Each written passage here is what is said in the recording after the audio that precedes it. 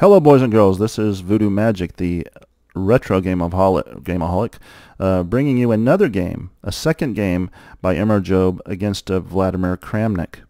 Now, I'm going to go ahead and go from the perspective of Kramnik. Kramnik actually got to go first this game. He figured he had a better chance of sustaining the onslaught of MRJobe's attacks. So let's see what happens. He starts off with e4, met by e5. He then goes into the Slav variation, which was actually created by Sven Jurgensen of Slobobia, where the Slavs live. MRJobe then says, okay, well, if you're going to take that, if you're going to guard that one, I'm going to attack yours too, or I'm going to guard mine too, that is. And so he decides to give himself, Kramnik decides to give himself, oh, I see Kramnik. How is this playing out? So Kramnik decides to give himself a way out of attacking this direction, but it's really isn't helped out too much when MRJobe decides to move his rook out, protected by his other rook. Rooks protecting rooks, or not rooks, excuse me, I keep saying rooks, I mean knight. The knight's protecting the knight. Okay, so in order for him to attack this, he has to move, so he goes ahead and moves down. But there is a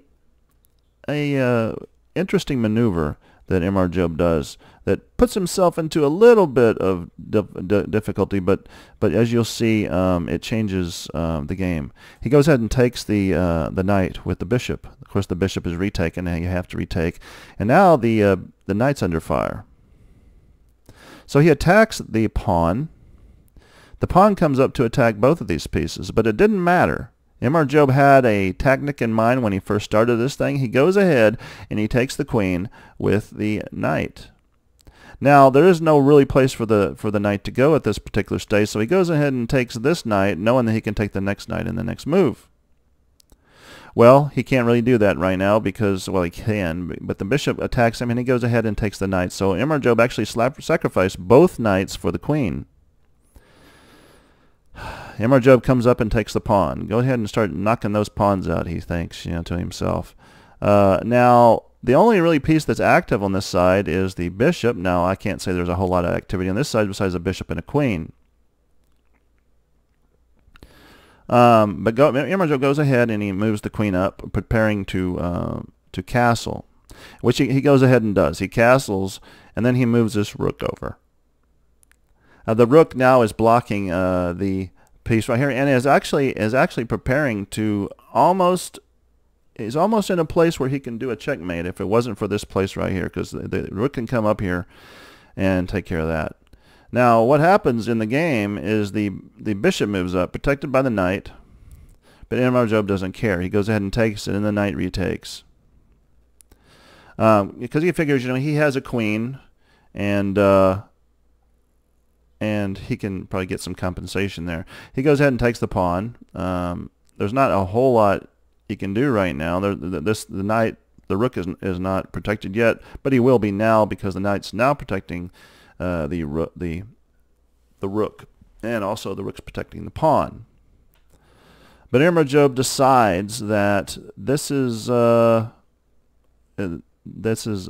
time for him to bring out his pawn. So he goes ahead and takes the pawn. There's nothing to protect over here, but he has this kind of situation going right here. So the rook decides just to stay where it is. There's not a whole lot he can do. The pawn is not going to help out at all. The bishop has nowhere to go. The knight is the only thing protecting the rook. He can't move the knight. So what he does is just moves a pawn up. That's all he has to do, basically. So MRJobe decides to move his bishop up to attack the rook. Of course, he has to move the rook over to get it out of the way. Now, he's preparing to move his bishop up, but that didn't matter because MRJobe just decides to go ahead and take the bishop. Now, once again, he can't move the knight. He can't do anything on this side at all. He's stuck. The king can't come over, and so that he just decides to go ahead and retake with his rook. Now he's attacking down here, which is a pretty good you know, it's a pretty good thing to do because MRJobe comes over to protect. You got to use protection. And then MRJobe goes ahead and moves his pawn up to block this space. He's got this space blocked now. This one, and the only thing he left is this one. But but you know, he would take advantage of that. But the knight is protecting that piece too, or the queen's protecting the piece. Of course, now this is a situation here. So, but it didn't really matter. Okay, so he goes ahead and moves his pawn up too. And MRJobe blocks the pawn. He comes down with the next pawn. MRJobe takes. And now he's got a pass pawn, but he didn't want to move it just yet up the board. He decides to go ahead and do en passant and take that pawn away. Well, this is kind of falling apart, quickly falling apart for Vladimir Kramnik. And at this point, I will tell you a little bit of the history of this game. Vladimir was very angry. He didn't know what was going on with this game. He had never played. He didn't see someone playing this way before, and he was visibly frustrated. MRJobe decides to move his queen up, knowing it's going to be taken. It has to be taken by him. He could move up here, but then he would still take the rook. So might as well take the rook, go here, and he does promote this time to a queen. That's check. He can't move away from this knight because he needs to protect it, but that doesn't matter because now it's being attacked by the rook. What can you do? If he moves away from this space in any direction, he's probably going to be taken with some kind of sacrifice. He can't go here. He can't go there because it's going to be taken this direction. What does he do? He decides to go ahead and do his only move to protect that piece and to protect that space. And he moves over to c8, or actually c1. He's really in a bind right now. He pretty much knows he's lost the game, but he's continuing because he's not going to give any quarter to, or not any quarter. He's not going to give any pride at all or anything of that matter to MRJobe for the defeat. So he continues to play. MRJobe goes ahead and he sacrifices his queen. Wonderful, wonderful move. The king comes up to take the sacrifice. MRJobe goes ahead and moves up his pawn, soon to protect this pawn here. Now what can he do? He really can't do much. He can't let these passed pawns go up and make a queen, so he has to move his king up. Of course, the pawn comes here to protect. Now, if he moves the pawn now, he'll just come here and then take the pawn, or actually come over and take the pawn.